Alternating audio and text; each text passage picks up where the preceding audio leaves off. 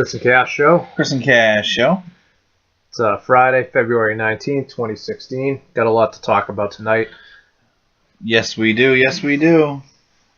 So I think I'm going to start off with the Celtics. And I think we're going to start off with the trading deadline, which just passed yesterday. Now, I can't... By the way, real quick, do you think the trade deadline's too early?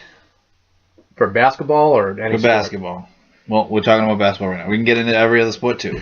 I don't think so. I don't see why you'd say that. I mean, it's basically at the midpoint of the season. Baseball's in July, which is... more than halfway. Yeah, more than halfway. Hockey's coming up at the end of the month, I think. Hockey's actually really late. Hockey's late. It's like just on the verge. And the NFL is usually like, what, week 6, week 7, week 8? Somewhere around there. I don't remember. But I think it's funny. It's usually like the end of October, early November. I don't remember. Recently you've seen more NFL trades, but you generally don't see trades in the NFL in general. They more or less, I think, happen in the off season or at the draft or something like that. You very rarely see. There's not a ton of significant ones anyway. In season, right? It's hard to learn a system. It's like a lot of like football's a little bit different. Actually, the Patriots have been pretty active with their trades. Well, they got Talib that one year. Talib, they got who else did they get? Hakeem Nicks. They got Bostic this year. Remember? They got Akeem Ayers. Yeah, we thought they were going to get McCourty's brother, and it just didn't happen. Yeah, it was. But they've been making trades almost every single year now. But I do want to get into basically the inactivity and the end result at the second. Trader Danny. Yeah, do the whole Trader Danny thing. I don't know if I'm in the minority here, but I kind of don't think that I am. I applaud Danny for not feeling the pressure and making a move just for the sake of making one yesterday if the right deal wasn't there. And from everything that I've heard, the right deal was not there. So I applaud him on that front. I think, however, people are overvaluing the Brooklyn pick for the simple fact that we're not going to know what pick it is in exactly 90 days. May 19th is the NBA draft lottery. And Chris, you know as well as I do, as every Celtic fan does, we don't have luck in this damn thing. We never have. So I think just wishful thinking, that's fine. Positive think, that's fine. The whole 9 yards.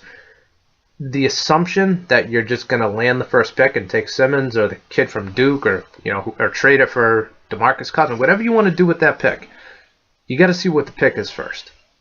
We're not going to know the true value of the pick for another 3 months because if they bought him out and they get the 6th pick, you drafted Marcus Smart with the 6th pick. Well, that's true, Marcus Smart. But I don't think you can have it both ways. I mean, if you're happy that he did nothing because the right deal wasn't there, what did you want him to do? Trade the 5th pick for Al Horford? No, the rental of Al Horford? I didn't want Al Horford. I told you that. I agree. I know that. But if that's all that was available was Al Horford for an astronomical price, then he made the right move. I understand you're saying people are overestimating the pick, but I don't think they could be. I don't think you are right. I don't know if we are or aren't overestimating the pick because we don't know what the pick is. We don't know what the pick will get you. Obviously, what number, and we don't know what players are going to be available and what we can trade for. Let me ask you this, though. And if you need a minute to think about it, that's fine. We can come back to it. But let's assume that there was no draft lottery for a second. Okay. Right now, the Nets are tied with Phoenix with a third-worst record. They actually beat them earlier in the season. So based on the tiebreaker, and Phoenix is falling like a rock, folks. And they just traded their best player yesterday, even though he's a bit of a head Brooklyn's case. Winning a ton of games. But they have talent, and they play in the Eastern Conference. That's a big part of it. So that's why the schedule's a little unbalanced. Phoenix has to play these stacked Western teams every night, pretty much, and Brooklyn's playing like Philly. They play Philly 4 times, even though they lost them a couple of weeks ago. But so it's not always good to play Philly. All right, Ish Smith, baby, Ish Smith. I thought this team was going to win like 5 games all season. I thought that was a high number, actually. Yeah, exactly. But let's assume there's no NBA draft lottery for a second, and it's the 4th pick. Do you or do you not make moves yesterday knowing that it's probably going to be the 4th pick based on everything that we know now? Still depends on what's available. If it's Al Horford, no. So you wouldn't have traded the 4th? I don't trade the 4th pick for Al Horford. Would you have done it for Dwight Howard and some pick? Dwight Howard, no. Okay. That was another again, this is hypotheticals with packages that I'm not positive on what the whole total package is. Unless we get in our little NBA trade machine and start putting together salaries and seeing who's going where. If it's Dwight Howard and another guy, okay, maybe. If it's Horford and another guy from Atlanta, sure. Like, you know what I mean? Like, pieces you might actually want. However, Horford's a rental. He's not even that good. Not to pick on Al Horford. I know he's a 4-time All-Star. He's a good player. Let's be realistic, though. A couple of those are replacement nods.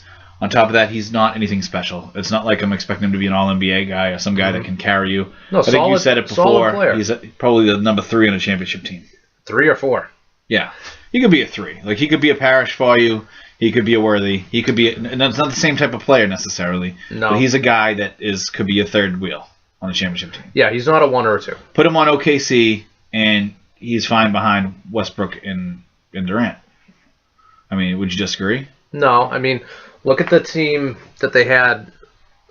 He was probably, would you say he was their number 2 behind Joe Johnson? Or would you say he was a 3 behind Joe Johnson and Josh Smith? Like that little group that they had for a while. I'd say Horford was better than Josh Smith. It was close. Okay. And Joe Johnson was number 1, even though he was just an absolutely by default, yeah, absurd number 1 because he was just so inefficient. He was a scorer that just jacked up a lot of shots. He was like Allen Iverson and Kobe if they had half the talent. So that's what Joe Johnson Yeah, he took a lot of shots to average just 24 or so a game, whatever he averaged. Right. But a good player, don't get me wrong. No, a very good player. I mean, if the Celtics hung on to him, they would have had, he and Pierce in the mid-2000s. Now, they wouldn't have won any titles. No. But they wouldn't have been winning 24 games either. No, they would have won 45 in second round playoff knockout, probably. Oh, they'll make it to the Eastern Conference Finals once in a while. Yeah. They may have had an easier time getting Garnett. He would have been easier to sell to Minnesota. But, it all happened the way it happened.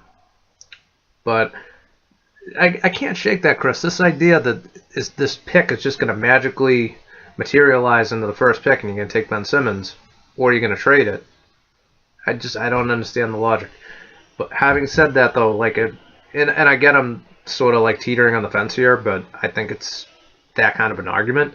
I didn't like any of the deals that were proposed yesterday. I would have traded it for Boogie Cousins. I probably would have even traded it for Blake Griffin. I would not have traded it for Dwight Howard. I would not have traded it for Al Horford. Well, and maybe these teams will be more willing to move a player after the season. In the summer, yeah. Regardless of maybe if we pick 3 or 4. Pick 3 and 4 are not that bad. I mean, if you pick 5 or 6, forget about it. But it picks... Michael Jordan was the 3rd pick in an NBA draft. And if they get the 4th pick, I'm going to be very upset. Kevin Garnett was the 5th pick in an NBA draft. Unproven high school player, though. It was different time. Jordan was the 3rd pick. Again, we can go through there's a lot of really good picks that are not 1 or 2. Yeah, there's a lot of... by the way... You had a top 15 player ever go ahead of him. And I want this noted, since Tim Duncan... There's only been 1 first pick overall that's won a championship. That's LeBron James. Yeah. And other than LeBron James, those next 18 first picks overall haven't won championships. So it's just LeBron out of that 18. Okay, so I know the Celtics missed out on Duncan, but it's not like getting the number 1 pick automatically. Like, you could have had Dwight Howard. Well, yeah, you could have Anthony Bennett. You could have had Olo Wakanda. You could end up with Anthony Bennett. I know. You could have Kwame Brown. You could have had a lot of these stiffs, for lack of a better term. Yeah, but even the good players necessarily are not good enough to win you a title. Who do you trust more if you have the first pick in the draft? Michael Jordan as a GM, Elgin Baylor as a GM, or Danny Ainge as a GM? I would take Ainge. Well, yeah, I don't want Jordan because he's horrible. Great player, horrible everything else. And when it comes to basketball, I mean, he just wants to, do what Jordan wants, and he thinks he knows what's going on. I mean, I'm surprised Jordan didn't keep trying to play longer. I mean, I don't know why he doesn't suit up for Charlotte now. It was seeing him play for Washington was just tough to watch. Even though he still averaged like 23 a game or so, it wasn't. Yeah, I think it was around 20 a game at the end, but he's a joke compared to what he was. He wanted. It was like watching Bobby Orr with the Blackhawks. It didn't fit. It almost felt like he came back because he never should have retired in the first place. I think a big part of the reason he retired is because he hated Jerry Krause in Chicago. I think that was a big part of it. I mean, each time he retired, I'm sure there was extenuating circumstances that caused him to retire. I think the first time he retired, he was going to he wasn't going to suspended. He was going to get suspended for the gamble. So, let's not act like Michael Jordan's a saint, because he's definitely not. Mm-hmm. Actually, he's probably one of the biggest assholes around. But yeah, he doesn't talk to Charles Barkley anymore because they were close friends for a while. He doesn't talk to Charles anymore because Charles criticized him. but Jordan holds everything. I mean, at his induction speech in Everything's the Hall in of the Fame, front. he was Yeah, I still know. like criticizing his high school coach. It's like, guy, get off of it. Like, And I like what Charles' response was. He goes, "Look, I'm not gonna attack you and criticize you, and like someone who's not my friend, and just because you're my friend, I'm gonna kiss your ass. That's not how it works." no, Charles is. I might not always agree with what Charles says. He's the realest guy. But he's real. He's going to tell you what he thinks. He's going to tell you how he feels. He's going to be out there. You got to respect his honesty. Mm-hmm. You got to respect that he's just going to go out there. He's going to say his piece, and whether it's right or wrong, you don't have to agree with it. Well, I'm a Charles guy anyway. Yeah, well, I know you are, but I'm saying like you don't have to agree with Charles, and I don't a lot of the times. No, but sometimes I do, and sometimes he's No, right. And no, Chuck. he tells it as he sees it. No, Chuck is right. Michael's wrong in that case. Yeah. Michael's dead wrong. I mean, Tell me about the trade deadline. well, we can go through the odds too in a moment for the picks, but Yeah, we'll go through the lottery. trade deadline. I mean, I'm completely happy with them doing nothing. I am too. I don't care if it's the fourth pick, as long as it's not worse than the fourth pick. I'm fine. 1, 2, 3, 4. I feel like we're okay. The fourth, you're not okay. I mean, you can still get a good player in the fourth. You can still package the but fourth for something else. Even 2 or 3, I mean, you still have. You realize we have still like Brandon- 77 picks. Yeah, but you're not going to be able to trade up. You may be able to trade up. It depends on where they fall. Let's say that they have. Can you not trade up a 4 and another first round pick for the 3 or 2? Really? Because some teams will do that. Yeah, you but realize that. Yeah, but at that point, who are you going to take? That's the other thing. I mean, What if Danny's in love with somebody? And by the way, I'm not sold on Danny the Drafter. I am not sold on Danny the Drafter. he's never had a. We like talked Bob about the this. Builder, I'm not sold on Danny the Drafter. Okay. We talked about this last week though. You got to give Ainge. You have to judge Ainge when he has a high draft pick to see how he does. Belichick never has high draft picks. He does well. It's different in football. It Way is different in football. football. But I mean, we're gonna sit here. He's got Julian Edelman in the 7th round. He was a quarterback. We're gonna sit here and act like Danny Ainge is like this incredible. Like, look at him picking out these guys. Like, that's what everyone acts like. He's just so good at seeing talent and evaluating. And I'm like, but he gets all these guys that are just average. Great, he might have average draft picks, but he's not he's not being the Spurs and like drafting a guy at the end of the first round or in the second round that ends up being a star. He's drafted one guy better than his position, in my opinion. That's Rajon Rondo. That's it. Yeah, Danny hasn't had groundbreaking, fantastic drafts, but he's had good drafts. He's nabbed good quality NBA players. Like he drafted. He got Leon Poe. Was Leon Poe undrafted? He was a contributor on the championship team. Okay. He got Glenn Davis. You got to tell me Glenn Davis. Yeah, these are the kind of guys that I'm like, no, these guys are like borderline passable players for a year or two. That doesn't make them good. Drafted Perkins. He had a decent career before he completely fell off the face of the earth. He drafted Rondo. He drafted Jefferson. Jefferson's had a pretty good career. Not great. He's had an okay career. A decent player. Ryan Gomes was a pretty good bench guy for a while. I mean, you're acting like he drafted like a bunch of like Jerome Moisos. I know that's the name from the I bet you if we went through all the drafts, you'll find better players after where he drafted. And you'll find the fact that maybe he drafted a lot of these guys and they didn't amount to as much as people All right, wanted. who was a better GM, Danny Ainge or Chris Wallace? Probably Danny Ainge. Who was a better GM, Rick Pitino or Danny Ainge? Well, listen, just because you're better than Rick Pitino doesn't make you a great GM. Yeah, but Rick Pitino drafted Paul Pierce, so that's right. the whole argument. But no. My point is, you can be a better GM. I mean, Danny's done other things other than just drafting. I said Danny the Drafter to me. I don't even know if we have the number 1 pick or number 2 pick. Let's just be real here. We don't know that he wasn't going to take Odin. I know he says he was going to take Durant. We don't know that. I believe him. I think Danny kind of like tells like little white lies here and there about how he's actually doing things. He wasn't talking to Odin's mother illegally. He was talking to Durant's mother illegally. I don't think he thought they were getting the first pick. Come on now. I really don't. You can't bank on the first pick. Well, he probably said to himself, even if I get the second pick, it's okay because the team in front of me might take Odin. Yeah. Let's put it this way. I think if he had the second pick and Durant went first, I think he would have been at the time. Obviously not now. He would have been happy with Odin. He would have been pleased he got one of them. Oh, yeah, but my thing is, I think it's a lot easier to sit here and say you would have passed on Odin than actually passing on Odin when it's your turn. I know. Because people don't pass on the dominant big men. That's why the I didn't even think he was dominant. But you don't understand. He was just okay. have to be he was okay at Ohio State. Just okay. What happened to Joel Embiid? Was drafted high? He went 3rd. Was it probably higher than he should have been? Well... What about Nerlens Noel? Well, Nerlens Noel was like, what, a broken leg or something? They were every Philly pick had a broken leg, purposefully. They like when the guy gets out of college, they go, we're drafting you. They Nancy Kerrigan him. They're like, why? Joel Embiid, like torn ACL for Nerlens Noel, by the way. It was a torn ACL. Yeah. Okay, all right. I think it was the left leg. Torn ACL really isn't that big a deal anymore. Well, they just wanted to sit him for a year so they could get more. Right. Do you know who? They're in ultimate 10-year tank mode. Do you know who I was thinking of? I was thinking of Kenyon Martin. He got drafted first overall. Kenyon Martin. Again, this is what I'm trying to tell you, though. That was the worst draft ever. If you go through those 4 years of drafting with Kenyon, that was rated the worst draft ever. That draft is rated a straight F by Slam, and I forget the other. Statistically, the league got worse because of that draft. Yeah, they were like, wait a minute, we're not going to let you guys in the league. We're just going to keep the old guys. They won't retire. We'll stay better. Thanks. But that 4-year stretch of drafts, if you look at the number 1 picks through those 4 years, I mean, we can go through it in a minute if you want. Yeah, sure. All of those number 1 draft picks, none of them were great players. That's the thing, is you don't know, as long as it's a high draft pick. It is a crapshoot. It is a crapshoot to some extent. So as long as it's a high draft pick, it's almost like drafting quarterbacks.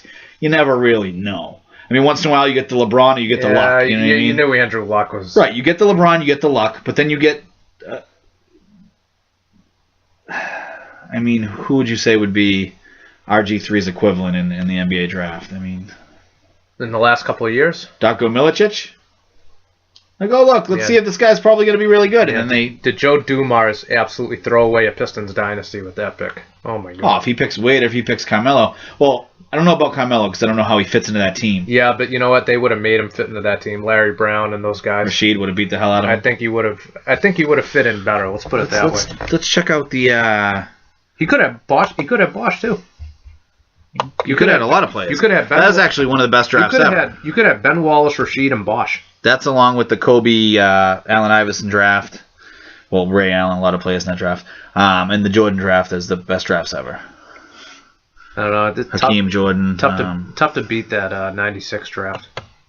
Well, the Steve Nash was in that draft. That was a hell of a draft. Look. We'll be there in a minute. Hold on 1 second. Yeah, which one are we gonna? So let's go to 2000. Yeah, do the 2000 NBA draft. Okay. No. Oh, that's his finals. That's not what we want here. Did you look at the 2000 NBA draft, and we'll go around. Actually, let's do even quicker. First picks overall in NBA draft. Okay. Let's see. Let's look at the list of number 1 picks. Okay, because like I said, how far back we going? We'll go to the late 90s, early 2000s. Okay. I mean, you get guys like Shaq. All right, we're not going back to LaRue Martin. That's the whole point. Okay, but we'll go. You get Tim Duncan. Okay. Start Duncan. Okay. Like Olo Candy. The Candy Man. Yeah. Garbage. Horrible. I think he has a negative win shares. Like he added negative win shares for his career. Literally, he added losses after being drafted number 1 for his career output. Why don't we rate it Hall of Famer, good player, meh, and bum? Why don't we do it that? We'll do those 4. You don't want Fs for Olo Candy? Yeah, that would be a bum. He'd be a bum. No, he's below a bum. Like he's lost. Should have never been drafted. Olo Candy. Absolutely absurdly horrible. Elton Brand was a good player. He had a good career. Elton Brand has a very good career. He's in a lot of advanced metrics. He's borderline Hall of Fame worthy. Hall of Fame basketball is a joke, but we'll say he's a good player. Kenyon Martin. He was okay. Okay, not as good as Brand. Okay. Kwame Brown. Awful. Yep, absolutely terrible. Yao Ming. Yao was okay. Yao was actually really good just for a short period of time. He was never otherworldly, but at his peak, he was good. Yeah. LeBron James. Yes. All-time player, obviously. Dwight Howard. I know you soured on Dwight, but Dwight. I gotta say he was good. He was at a really good stretch when he was younger. He still led the league, I think, in rebounds. 5 times? I think he's led the league in rebounding. That doesn't mean he's not a dog. Couple-time Defensive Player of the Year. That doesn't mean he's not a dog. I'm not saying he isn't. He had a good career. Andrew Bogut. It's been okay. Meh. Mediocre. Meh. Andrea Bargnani. He's Italian. But he's Italian. He's great. Not terrible, but he shouldn't be a number 1 pick. Okay, on a scale of A to F, he's a D for number 1 picks. If Olo Candy's a straight F. Players are number 1 picks. Number 1 picks. Player, he's a C. Number 1 picks, yeah, like he's a D. D minus, maybe. Greg Oden. F. No, hold on. Can you go back? Greg Oden. Incomplete? No. Greg Oden, Dean Wormer, 0.0. Derrick Rose. Injuries killed his career, but yeah. Blake Griffin. Good player. John Wall, Good player. Kyrie Irving, Very good player. Anthony Davis. 0.0. No, Davis is awesome. If No, I was. Oh, you're wrong, Anthony. No, I was thinking of Bennett then actually. I never. Anthony Davis. If Anthony Davis had actually been drafted by Cleveland to fit in with Kyrie and LeBron, they'd be ridiculous. I meant Anthony. But Bennett, then, yep, go to Anthony Bennett. He's garbage for a number 1 pick. Terrible. Andrew Wiggins looks like could be pretty good. He looks pretty good. Carl yeah. Anthony Towns looks good He too. looks like a stud. Yeah, so He had 35 and 13 the other night. I mean they're going to be. Minnesota's going to be a team. Until they lose everyone, yeah. Oh yeah, I mean everyone's going to leave because it's cold. It's the Wolves. But my point is though, you another don't reason always why- get these great players. Number 1. Another reason why I love Kevin Garnett and they don't make players like that anymore. He never wanted to leave Minnesota. Or no one would ever want to go to Minnesota. And that's why I love KG because he is such a loyal person, and there's no. But here's the 2000 NBA draft. Okay, number 1 pick, Is this the Wout draft? worst of all time. Okay. In any sport, probably. I don't even think it's close. I don't even think it's fathomable to. I don't know if there's an equivalent in any other sport. All right, let's go through the draft. I mean, I don't follow rugby or cricket, so I'm not positive. But I've never seen a draft this bad. This is worse than like the World War I draft. Oh, it's way worse. This would be worse if there was an apocalypse across most of the world. This is still a worse draft. Okay, there's a plight on humanity, but this is a worse draft. What's the gold indicate? All-star? Gold indicates he was at least 1 All-Star. Yep. Okay. So There are a total of three. No, Well, two. Michael Redd made All-NBA and All-Star. Michael Redd's the best player. I want to start that out. Michael Redd, drafted in the 2nd round, number 43rd overall, the best player by far of the draft. Okay. Oh, Eddie House was in this draft? Yeah, I mean, there's guys that played. I mean, there's guys that actually played in the league, like Yeah. Mike Miller. Look, he's one of the best players in the All draft. right, let's go through. Kenyon Martin, Good player.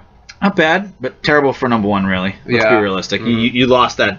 You won the lottery that year, and you were like, why do we have to win it this year? In 96, like Kenyon Martin probably would have been like the 20s. It would be like if you won Powerball for $3.2 million. Like, you'd be happy you won the Powerball, and you just won $3.2 million. However, you didn't win. You have to tax us like $1.5 million. However, you did not win like $900 million. Stromal Swift. Garbage. Yeah. Darius Miles actually should have been a good player, but he was drafted by the Clippers, which is automatically a hex upon you. And all he can do is dunk. I mean, all he could do is dunk. they had him, Elton Brand, and they had Quentin Richardson? He was on that team. who else did they have? J.Q. Richardson. Yeah, but there was another guy that I'm thinking of.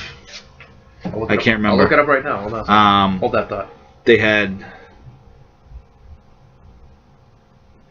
I can't remember the other guy. They had, right another around, tall guy. Olo Wakanda, he was on that team. No. Marcus Pfizer, Mike Miller, DeMar Johnson, Mike Miller was okay. Chris Mim. Jamal Crawford's actually one of the best players in the He's actually underrated, too. Joel Prisbilla, which everyone loved Keon forever. Dooling, he was on the Celtics. Keon Dooling. Jerome Moiso. He's on my starting 5 worst Celtics ever. Jerome Moiso. Eaton Thomas, Courtney Alexander, Mateen Cleaves, Jason remember Collier, Heidu Turkoglu, Desmond Mason, Quentin Richardson, Jamal McGlure, Speedy Claxton, Morris Peterson, Donnell Harvey, Mo Pete was good. Deshaun Stevenson. Look, I'm not saying there aren't players that are actually NBA playable. They're in. I can say without Again, this was a reservation, negative impact on the NBA. There are no Hall of Famers in this draft. No, it's not even close. Not even close, unless they're going to let Heidu Turkoglu win because he was the first guy from Turkey in the league or something. Because the Basketball Hall of Fame is weird like that. Oh, Mark Madsen. I mean, Michael Redd is almost assuredly the best player in the draft, and there was not even really any notable undrafted. Dude, my man Eddie House was in that draft though. Let's just go forward in time. We'll just start looking at the top 5 of each. Yeah, let's do the top 5. Top 5 of 6, because that's where the Celtics could, I guess, theoretically be. All right, sure. So 2001, also not a good draft at all. Kwame Brown, Good number pick. 1. Good pick, Mike. Tyson Chandler, number 2. Good player. Pau Gasol, number 3. Very good player. Eddie Curry. Possible Hall of Famer? Pau's going to be the Hall of Fame. You think he's going to get in? Yeah, he'll get in. Eddie Curry, number 4. I actually thought he was going to be a stud. He kind of fizzled out. Jason Richardson, number 5. Very good player. Shane Battier, number 6. Very He's good player. actually a good player. That's the draft. We got Joe Johnson, but yeah, traded him. Yep. Yep. 2002. Okay. A little bit more of a talented draft, but still, the top 6 are not crazy. Yao Ming, very good player. Jay Williams. Incomplete. He ruined his career with the motorcycle accident. He could have been really good. Fair enough. Mike Dunleavy Jr. Nah. He went third. Drew Gooden. Drew Gooden was actually decent. He was okay for a while. Yeah. Who the hell is Nicholas? Nicholas. I forget how to say his last name. Well, he sucks. So we don't. He wasn't good. No. DeJuan Wagner. Nene went 7. Nene went 7. He was actually one of the better players. I mean, that Amari went 9. Karan Butler. I mean, Boozer's in that draft. It wasn't a horrible draft. Just probably below mediocre. This is the granddaddy of them all, 3 in the last 20 years. Well, in the last 20. If you look, the 96 and 98 drafts were good. 84 was Jordan. And Hakeem. This draft are the 3 best by far. And people can debate and argue whoever they want. But this draft, LeBron James, number one, yep. That's the no-brainer. Darko Milicic, Ugh. laughable. Especially when you read the rest of the top 6. Joe, what the hell are you doing? Carmelo Anthony. Yep, very good. Chris Bosh. Very good. Dwayne Wade. Very good. Even and Chris Kaman. Good. Kaman's had a draft also had David West, Josh Howard, Kirk. Mo Williams, Kyle Korver, just to name all-star players. Draft. Yeah, very not a bad draft. Boris Diaw, I love him. I mean, he's not a great player by any means, but he's Marcus Banks. I haven't seen that name in a while. Yeah, remember? Yeah, Nick Collison was in that draft. He was a good player. Hey, go back down for a second. We had Marcus and we had his cousin, and neither one of them did anything but eat Vaseline. Who did you want to look at from I just wanted to... All right. So I just want to point out that Joe Dumars, likely, TJ Ford was a good player. Kirk Heinrich was a good... That was a good draft. That was an excellent draft. That was one of the best drafts ever. Mikhail Petrus is a good player. Air France. Nick Collison. I just want to point out that... Keep in mind, this was the draft before the Pistons won it in 2004, ladies and gentlemen. And they went to the finals again the next year. Joe Dumars passed up 3 Hall of Famers in a row, probably. And even if it takes Chris Kaman, maybe they win another title. Yeah. Honestly. Yeah. I know he's not incredible, but... Kaman could have given him more than Darko. Remember Darko was on the Celtics for like a day? I'd like to forget that day. But seriously, give him Chris Bosh, and you're gonna be a force. You have Bosh, Wade, or Carmelo, you probably win another one at least. 2004. Oh, I think they definitely win in 07. Yeah. 2004. So we're just gonna do top 6. Okay, Dwight Howard. Good player. Very good player. Let's be realistic here. Emeka Okafor. He didn't really do much in the pros. No. I loved him at UConn. Good defender though. Ben Gordon. He could fill it up. Yep. He could play. Sean Livingston ruined his career. Yeah. Well, that injury is horrendous. Devin Harris was good player. Supposed to be really good for a time. Josh Childress, good player. There's Luol Deng. Luol Deng, Andre Iguodala, Al Jefferson, Jameer Nelson. A lot of players. I mean, Anderson Varejao late in that draft. Not a bad draft at all. No. But you're starting to see they taper off. Yeah, and then even in the top 6, you might get 2 good players. What are we on now? 05?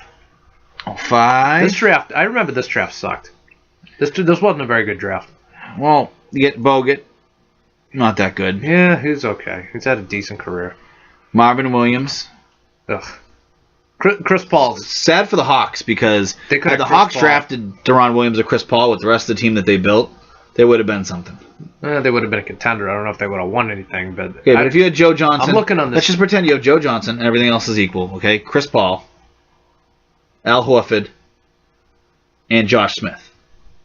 I think Josh Smith actually makes them worse, but... Well, let's be real. That's a very good team. Yeah, but... So, Marvin Williams... Chris Paul, the best player out of this draft? Oh, yeah. Yeah. Deron Williams... Very good career. Chris Paul. There was a debate on who was better for 2 years, and it was obviously Chris Paul. Raymond Felton. And then Martell Webster. Sean May. I loved him at UNC. Oh, Danny Granger was in that draft? Danny Granger, yep. He was probably the second best player of the draft. Yeah, Darren Williams, yeah. This is 90... No, this is 06. 06, yep. Andrea Bargnani. Great pick. Ugh. Great pick. Ugh. Great pick. LaMarcus Aldridge. Best player in the draft. Yeah, he had a very good career. Adam Morrison. Bomb. Tyrus Thomas. Yeah, okay. Not bad, but he never turned into anything, really. Sheldon Williams. Awful. Hated the way he looked. He was on the Celtics, He had a too. weird head, yeah. He's uglier than Popeye Jones. And Brandon Roy. Good career. Brandon Roy, similar to Danny Granger, their careers were cut short by injury. Yeah. Brandon Roy had terrible knees. Rudy Gay's okay. Yeah, Randy Floyd was decent. okay. I mean, a lot of these guys are okay, but the thing is, I mean, Rajon Rondo is one of the best players in the draft, really. Kyle Lowry. I mean, other than LaMarcus Aldridge, I'd say Rajon Rondo is the second best player in the draft. He's leading the league in assists again. I know you don't like him. Averaging almost 12 assists a game. What'd you say? He's second best behind Aldridge? Yeah. I won't disagree with that. I'd have to give it to him. I mean, Rondo, I don't think he will, but he had a chance, and it still does, technically, of being a Hall of Famer. He's got a lot of work to do. Still. Been in some All-Star games, been in some All-NBAs. Been in 4 All-Star games. Right, been in some All-NBAs. I think it's been in 1 for sure, maybe 2. He's been on 4 All-Defensive teams. That stuff adds up easy. Yeah, I still think... Won a ring. I still think that if Rondo worked Led the league in harder assists a couple times. I still think if Rondo worked harder, it would have been a no-doubter. I just didn't think he wanted it enough. Okay, then you got the draft that the Celtics didn't get to do anything. We were going to draft Yi Jin Lan. You can never say his name, but all right, go through the draft. I can't believe Danny was going to draft him. I don't believe that he was. That's what. Well, so you think that Danny lies then, and maybe he was going to draft Odin? Because according to Danny, he was drafting Yi. Yeah, with the 5th pick. If he had the 1st pick, he was going to draft Durant. No, I know that, but what I'm saying is you don't know, because if you don't think he was ever really going to draft Yi, then maybe he was never really going to draft Durant either. But the 1st pick, Greg Oden, absolute failure. Dean Warmer. Guy's making next horns somewhere. Is he really? I don't know. You get Kevin Durant. Hall of Famer. Yep.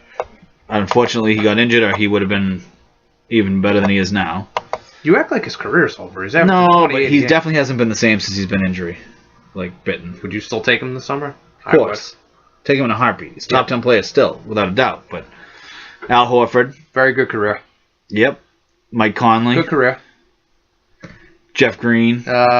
Wasted talent, honestly. And Yi. Whatever happened to him? Who drafted him? Milwaukee? Yeah. Joakim Noah, who's still one of my favorite players. I know he's like kind of on the downswing now. Marc Gasol was in that draft. Not a bad draft. No. 2008. We really gonna go all the way up? No, we'll go to like 10. All right, we'll go to. Just because especially when we get closer, we're not really gonna be able to tell how good a player is when they. Yeah, that's true. But you get Derrick Rose, number 1. Injuries killed his career, but he was a great player. Yeah. Michael Beasley never amounted to crap really. O.J. Mayo, same thing. You got Russell Westbrook and Kevin Love.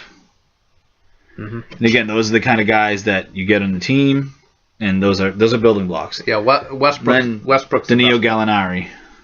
Great pick. He's Italian. Westbrook's hands down the best player from this draft, I think. Oh yeah, I mean it would have been Rose, but I'm still not sure. I know Rose has an MVP too, but Rose's trajectory was incredible if he never got hurt. I'm pretty sure Jesus is going to come back before Derrick Rose. That was the whole joke. Derrick Rose doesn't come back. He just stays on the injured list. All right, so this is 09? 09. All right, Blake Griffin. Good career. Could tell in Oklahoma he was just a beast. Hasheem the Beat. Who? It's supposed to be incredible. Yep, no. James Harden. I love me some Harden. Very good career.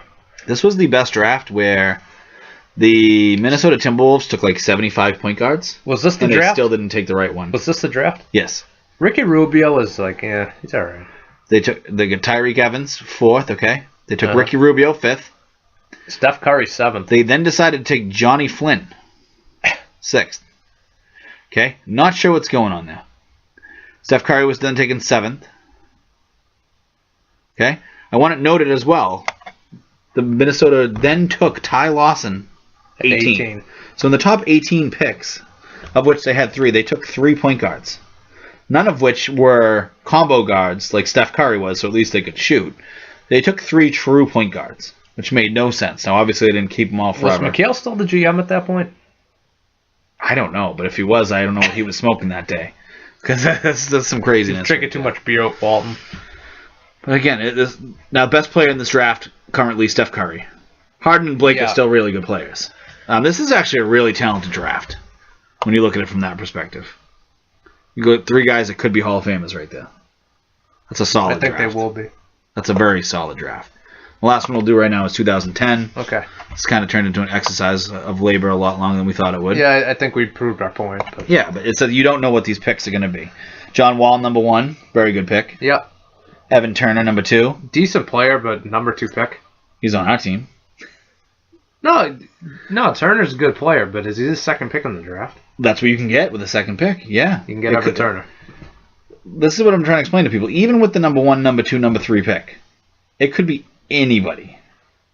Anybody. Yes. It could be Michael Jordan, number 3. It could be Evan Turner, number 2. Ask a Blazers fans. I'm still shocked that 2 years ago that Portland has a history of drafting injury-prone centers. Why they didn't move up to get Embiid. Still kind of surprised that they didn't. Derek Favors, number 3. Nothing. No. Wesley Johnson, number 4. Nothing. DeMarcus Cousins, he's Boogie, a player. Yeah. Greg Monroe at 7, good player. Yeah. And Udo at 6, he's nothing. Gordon Hayward at 9, good player. Paul George at 10, good player. I love Paul George. His injury derailed his career a little bit, too. He was on a great trajectory at the time. But this is the thing. It's just a crapshoot. Even at 1 a lot. I mean, usually you can tell a little bit more with number 1. Yeah. But it's really a crapshoot. I still can't get over, look, I know we were going to stop here. Let's go to the 13 draft for a second. I want to see who was drafted after Anthony Bennett, because I don't even think Anthony Bennett is in the league anymore. He is. Is he still in the league? As far as I know. Which team is he on? Actually, we'll click on this thing. All right. So this is 2013. All right, Anthony Bennett went number 1 to the Cavs.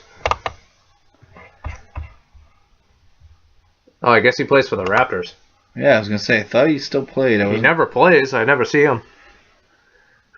Oh, he's in the D League. That's why. Guy is so bad he's in the Guy is so bad he's in the D League. A former number 1 overall pick is in the D League because he's not good enough to play in the NBA. How bad of a waste is that? He might be He's only 22, to be fair. He might be the biggest bust in the history of number 1 picks. Well, I don't think they could send Olowokandi to the D League back then, but they'd be like, can we send him to the F League? Oladipo, Ben McLemore, Otto Porter, bad Cody draft. Zeller. Bad draft. Alex Len. This is supposed to be... Kelly Olynyk. I've seen enough. That's horrible. Do you want to get into the odds? Yeah, this is another thing is then we don't know what pick we have.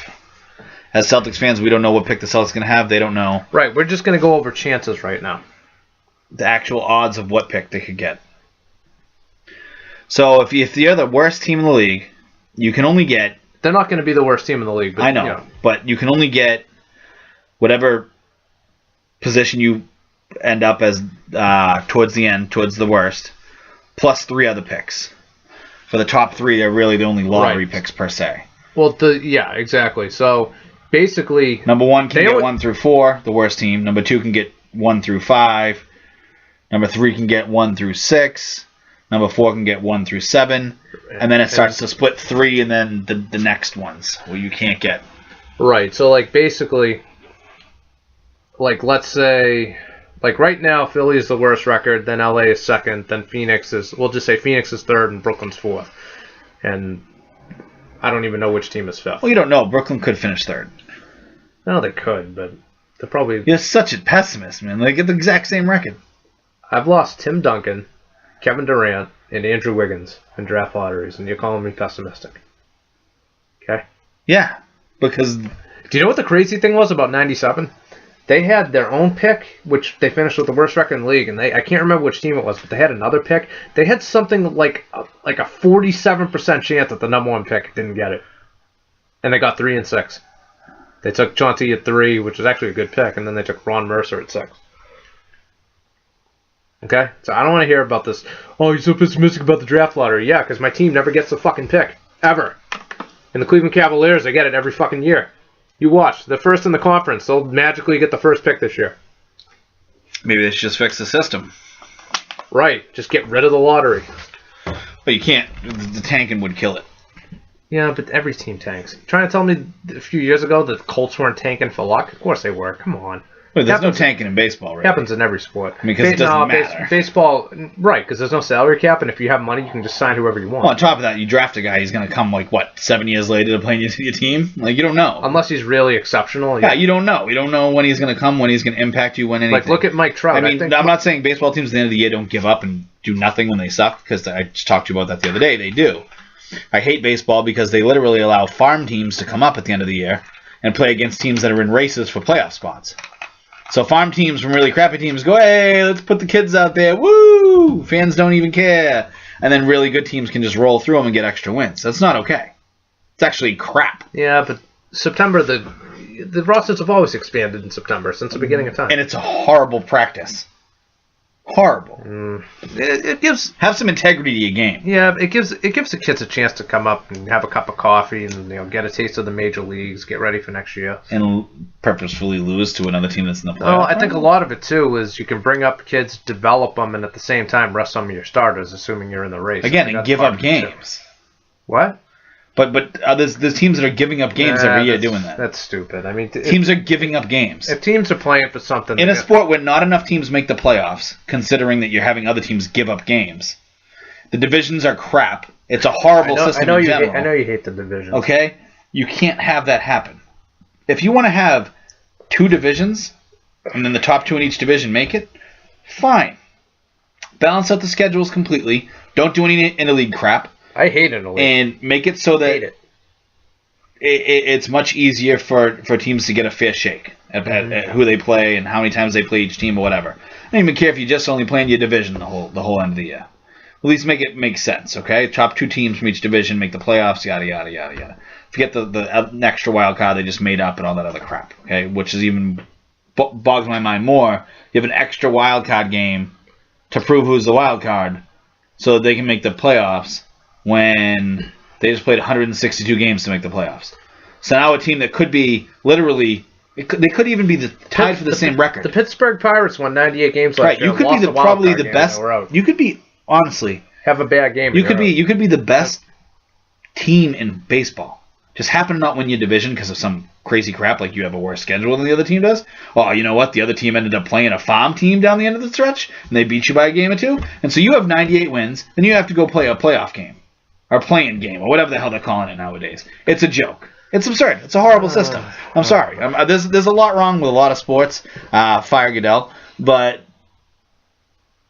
baseball just pisses me off with the way that they let players up. Imagine if the NBA let D-leaguers come up at the end of each year. And they might as well. Yeah, but they'd be playing in garbage time anyway. That's what you're forgetting, too. The NFL was like, oh, we're going to let college kids come up early. Yeah. It's a conversation for another day. All right. So let's just assume, for the sake of the art, want to do the odds for a top 3 pick for each position. We'll go over that. Okay, so I kind of think they need the first pick or at worst the second, but let's just say top 3. 4 or nothing is poison. 4 or lower is poison to me. So if they get 4 or lower, I'm going to be so upset. The Brooklyn's not going to be the worst team, but if they were, the odds to get the first pick at 25%, second pick 21.5%, and the third pick 17.8%. Right. This odds still actually favor you getting the 4th pick compared to each other pick. Yeah, but I'm saying cumulatively between 1, 2, and... Yeah, I can't talk. Okay. So you got 25, 22, that's 47, plus another 18. So basically like a... you actually take one off, but... All right, basically like a 64% chance at a top 3 pick. Yeah. More or less. Which is why the other one's 36%. For the 4. Right. All right. That's actually an easier way to do it. All right. So 60. If you get Philly's going to have a 64% chance of getting the top 3. LA, assuming it holds the way it does, and I think it will, is basically going to have a 60. No. Yeah. 68. 66. No, 68. 66. 100 minus 32 is 68. Oh, I was reading the wrong thing. It's going to be 56. 56% chance. Right. If you're the number 2, you're going to get a top 3 pick. 56. And third is what, 48, 49, something like that. Third is... I suck at math, folks. 31... 47% chance. All right. You're going to get... If your third worst team, there's a 47% chance you're going to get top 3 pick. So if the Nets manage to lose more games than the Suns... You're still less than average. Like, more often than not, you're going to get a 4, 5, or 6. It's basically... Let's put it this way. If the Nets, coin flip. If the Nets get the third worst, it's going to be flip of a coin getting a top 3 pick or not. So your odds even get slightly worse if you're the fourth worst team. Actually, if you want to go by the actual number of combinations, you have the worst record. You have 250 combinations, which means that if it comes up, 8, 4, 6, 3, and that's one of the 250 that you have, you're going to get the first pick. Yeah, it's just out of 1,000. Right. Which is why it's a percentage. That drops down to 199, hence the 19.9% chance the first pick if you have the second worst record. Then from second to third, it goes from 199 to 156. 156 still a hell of a lot of combinations. Even 4, it's 119. Everything after that is under 100. And I think the crazy thing is teams like 9th and 8th keep winning it. Oh, that have like 11 combinations. Yeah, it's ridiculous. But it's just the way it is. I mean, it's just a pick of a hat, which makes sense to some degree, but it's also a horrific system. Isn't it kind of a coincidence that the first year they had it, even though it wasn't really the ping pong balls yet, they just kind of threw it like envelopes in a hopper. But the first year they have it, the Knicks get Patrick Ewing. Doesn't make you raise your eyebrows a little bit? Well, send the best player in college basketball to the Knicks. Did we land on the moon? And there's people that will believe or disbelieve anything. So did we land on the moon? Yeah, we probably did. Okay, because there's a bunch of people that think that we didn't. Ancient astronauts built the pyramids. I mean, and Stern cheated, and all those envelopes said the New York Knicks. I don't know. Yeah, right now the Nets are winning. Why couldn't the assholes have traded Brook Lopez yesterday? Look, I'm going to bring up the box score. He probably has like 50 points. The thing that doesn't make sense on why they didn't trade Brook Lopez is they don't have a pick. They're not getting better, so you need to get some kind of assets. You're going to suck for years. Yeah, but literally years. The East is so bad. Yeah, Brook Lopez, 24 fucking points. Unreal. They're going to have like the 8th worst record by the time this is over. So what's 8? What's 8? Point. No, it'll give us a 2.8% chance of the first pick. That's great. And really got good odds there. A really good chance to get the 8th pick. Woo! I'm telling you. I'm telling everyone who's listening to this. I'm going to refer back to this day, the day after the trading deadline. Nets are going to have like... That pick is going to end up being like the 6th to 7th. Nets are going to go on a 10-game winning streak. They probably are. Being the Knicks are terrible. I was looking at their schedule today. I'm like, oh, maybe Brooklyn will be playing like Golden State or San Antonio tonight. Nope, the Knicks. At home. Anyways, I feel like we've talked about this ad nauseum. I mean, there's only so much Danny can do. I don't know what you want from the man. The only person that can make chicken salad out of chicken shit is Tom Brady. And unless Danny Andrews is going to have Tom Brady GM for him, nothing else is going to happen yesterday. Tom Brady's off vacation with Ben Affleck. Yeah, but Tom Brady would just draft every kid from Michigan. Probably be a better system. Somehow they'd work out. Especially with Brad Stevens. An odd thing, we were watching the Oklahoma City game a little bit ago. Oklahoma City versus Indiana. And we were talking about the prior big three of OKC, Westbrook, KD, and Harden.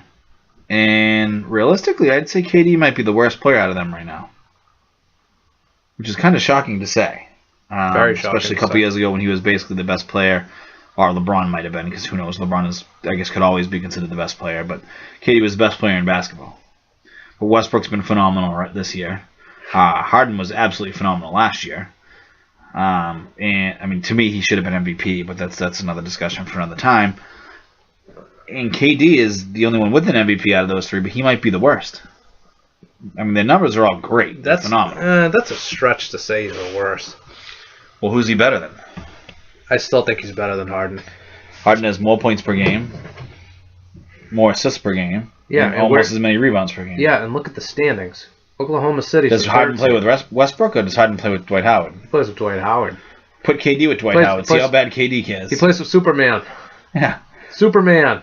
My point is, if first of all, and I said this all along, no one's going to know, but if you went back in any forums that I'm on, you would see this. The second they traded Harden, I said they just gave up a dynasty. A bona fide I remember dynasty. you saying that. Because that team was going to have 3 top 10 players going forward for the next 5 to 10 years. And they gave up a dynasty. They would have won countless rings. Well, they couldn't even win one. Not 1, not 2, not 3. Countless rings. Yeah, they were right. Not one. They didn't win one. But it's sad that they got rid of Harden because he could have been a player. And that was all to keep Serge Ibaka and my man Kendrick Perkins. Who should have been amnestied after they got his contract in the first place. Moving on, I think. Oh, man. You want to get into football at all? There's not much to talk about. We can talk about the retirement of Gerard Mayo. Yeah, we could talk about... Very good player. We could talk about the Deflategate appeal coming up in 2 weeks. I mean, I don't understand how people don't see that the league is ridiculously corrupt. I think they see it now. Goodell's going to be supposedly losing his ability to punish players. I don't know about completely. That's been out in the media today. His role is going to change, quote unquote. I don't know what that actually means. I don't think anyone knows what that actually means completely. I don't see Brady losing an appeal. Well, I think if you go back and look at Berman's brief, it wasn't like a couple of paragraphs or even a couple of pages. It was like a 40... Well, it couldn't have been. He's a federal judge. It was like a 40-page novella explaining why he overturned it and why it won't be overturned when they get it to the appellate court. Well, it's a federal ruling. They're always like that. Even the ones that get overturned look just like that. No, but he was so thorough, I can't see it being overturned, especially when you consider that... How many court briefs do you read? They're all like that. Well, no, but like I really think. What do you really think? Some guy scrawls like not guilty, and that's his justification? Yeah. TB is NG of DF, deflating footballs. I retire as Judge Berman. No, I mean when it gets to this level, I mean the original decision by the judge typically isn't overruled. I think it was 8% of the time it is. And even if the NFL wins this, and again, it depends on who they have, but I think there's 3 judges. They choose 3 judges for the appeal. Even if they rule in favor of the NFL, people don't realize this. All it does is get bounced back to Berman for further review. Isn't that how it works? It depends. Not necessarily, but it depends. I thought that was how it went, but no, not always. But by the way, interesting news: the Rams just cut Laurinaitis, Long, and Cook. Yeah, I'd bring in Laurinaitis. I like Long. They're both good. I'd take either one. I mean, neither one of them are the players that they used to be, but or could be. I guess we could say, but I mean, you could bring in all 3 of those guys. Yeah, the Rams need to make room for Peyton. They're going to sign Peyton to be their quarterback. Have fun with that. Honestly, have fun with that. I mean, what do you think about the sexual assault stuff? This gets worse and worse for this guy. Everything. Worse and worse. He didn't just moon somebody.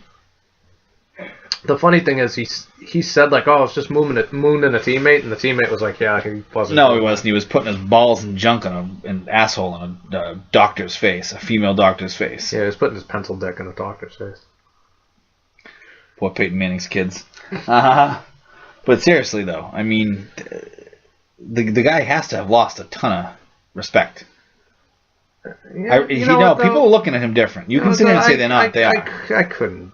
I mean, I don't. His legacy's taken a big hit. Nah, not really. Women's. This'll go between away. The HGH and this in a row, Scotty. This'll go away. People are starting to remember that he threw Seaman under the bus. He sat there and he endorsed everybody after the game. A lot of people that rub people the wrong way.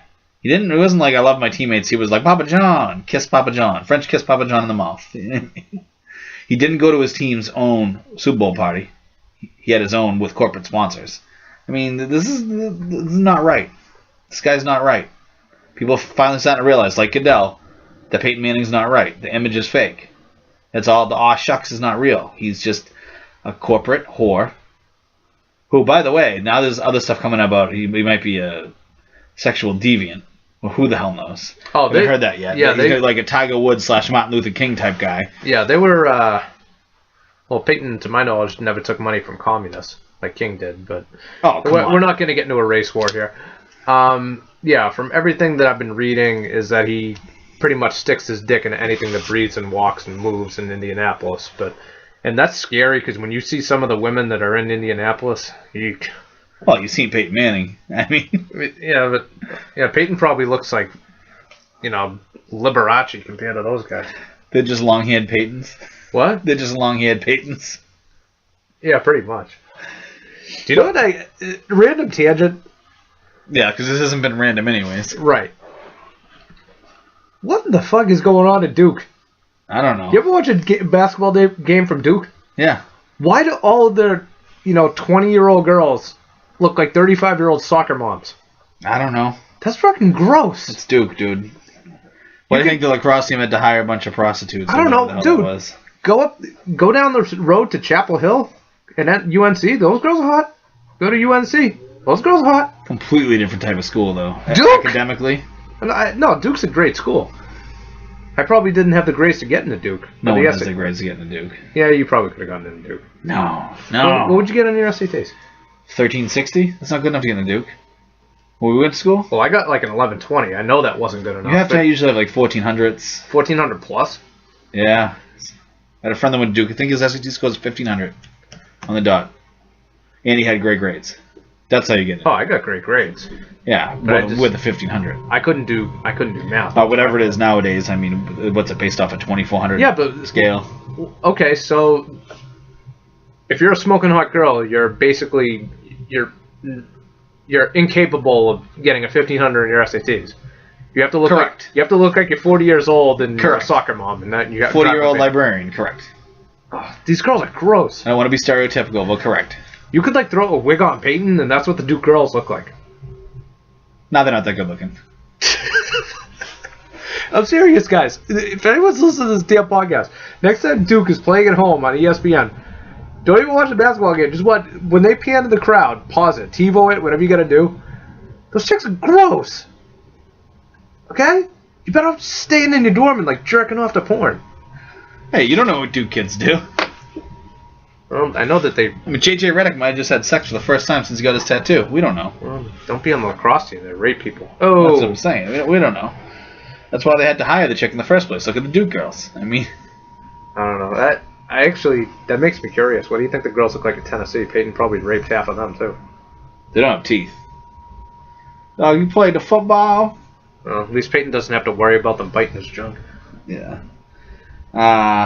But seriously, though, I mean... I think Peyton's going to lose. First of all, Peyton's not coming back. He's not coming to St. Louis. No. He's retiring. To L.A., not St. Louis. That's true. The second he endorsed beer on the Super Bowl platform, you can't do that as an active player. Get out. You really think Adele's going to discipline him if he did come back? Yeah, integrity of the game. This is the same guy, you pan to the box, and his kids were in Broncos jerseys. He's really going to discipline him. Really? By the way, how does Goodell even... The Colts tampered with the injury report with Andrew Luck. It took 3 months. Nothing happened. They didn't lose a draft pick. They weren't penalized. Nothing. And they were caught cheating. Technically, that's cheating, folks. I know you don't want to hear it. Forget that. Other teams have done Deflategate type stuff. Other teams did Spygate stuff. No one ever gets punished like the Patriots. It's Belichick and we win. It's really kind of... It's a checks and balance system. That's the only way that they can try to promote parity is to punish the better teams. Well, that's why they came down hard on the Saints, too. When teams start to win, they're can't have this happen. I think that was punishing arrogance more than just success. It's like every time someone's getting near a high score, you just unplug the machine and go, can't have it happen. I think some of that's overrated, though. No, I don't. I know Red Owl back in the 80s, he thought the Celtics were being targeted by the league. I know that George Steinbrenner in the late 90s, early 2000s, he thought the Yankees were being targeted by Major League Baseball. Both of those I would say were incorrect, number one. Number two, neither one of those leagues needed to thrive off of parity. Was that their biggest selling point? Is look at the parity. Basketball never said they had parity. Neither did baseball. Baseball still doesn't have a salary cap. But football is all about parity. So when you screw up the parity, and there's a salary cap, and there's all these formulas, you're not supposed to do this, and your quarterback's not supposed to take less, and your guy's not supposed to stay there forever, and your owner's not supposed to be as good as Kraft as an owner. I mean, they're supposed to be out there like taking drugs and like having prostitutes with Peyton, okay? The whole point is here, there's not supposed to be a team like the Patriots in today's day and age in the NFL. I'm not saying that that I believe Celtics and Yankees things I just mentioned, but Steinbrenner and Red believed it. This isn't a belief about the Patriots, though. That's what people have to get off. This is not like Patriot honks and a belief. No, this is what I'm getting. You guys just think Brady's innocent because you guys like Tom Brady because he throws the football well. No, I think Tom Brady's innocent because I can read. I did not go to Tennessee. Okay? I can look at facts objectively and go, well, their science doesn't make sense. Neither does their math. Neither does any of these other conclusions they're trying to lead me to. I don't care what Dorito Dink did. Okay? I really don't. I don't care what the deflator did. I don't care any of this stuff. You're taking a couple out of context text messages and saying that Tom Brady was part of a nefarious plot to bomb school children. I mean, none of this happened. There's no evidence. Science proves that it was basically all outdoors. Stick a ball outside, throw it in the snow. What happens to it? It goes flat. This is not news. Roger Goodell lived in Maine, right? This is not news. I mean, Roger Goodell probably left his balls outside. They're flat. This is not news. I was going to say, like, that probably happened to him when he was a kid. Do you think he ever said, like, someone deflated my balls? Yeah. He's probably trying to take out justice on Tom Brady right now because of it. He's like, this is revenge. Because, Tom Brady probably sent kids with needles to Roger Goodell's house to deflate his balls. I mean, come on. Like, this is not a nefarious plot. This is ridiculous. This is absurd. By the way, the fact that it got this traction is crazy. Roger, sell your house in Maine, bro. I don't know how he's still allowed in New England. Oh, like he gets like harassed at like supermarkets and like. I'm surprised people don't throw stuff he's at a supermarket. I'm surprised people don't pick up a Goya can and throw it at him. Hit him with a can of beans. Oh, like Campbell's soup. Oh, this motherfucker lived in Lynn. Forget about it. He'd been dead by now. That's probably. I mean, granted, I respect Brady a lot more for going to the Super Bowl, but if he went to Foxborough, Goodell would probably be killed. I don't know about killed. I'm not gonna rule out assaulted. I'm not gonna say killed. There's a chance they would have had a hanging. Okay. Do you know what? Would have hung him from the lighthouse. Do you know? Okay? Do you know what pisses? Am I wrong? Do you know what pisses me off the most about that? You know that had Berman ruled in favor of the NFL and the suspension stuck, you knew that he would have been there that night to gloat. That's what pisses me off the most. I think probably. I also would have loved the banner coming down. Oh, that one? Yeah, as opposed to the title banner. But I don't know. Like you said, a lot of players are retiring early. Yeah, Heath Miller retired to, how old is he? 33? Yeah, that's not that early though. I mean, Heath Miller was kind of an old dog. Heath Miller's 33 is getting up there in the NFL. Gerard Mayo at 29. Like you said, Mayo was actually broken. he just turned 30 like. He just turned 30 this week. Okay. Yeah. So he was 29 when he retired. Now he's 30. Mayo was broken.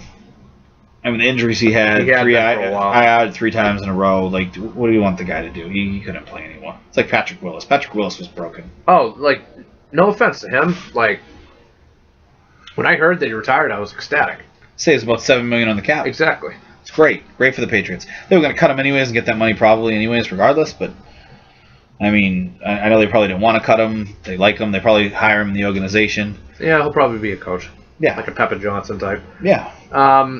I do think it was important for him to retire with the same team, which I think factored in. Plus, I don't think he wanted to go to a new system and start over. I think that was part of it. I don't think he was going to be capable of being anything near what he was. Well, that too. Yeah, same thing. You know what also really makes me happy is Skarnecki is back.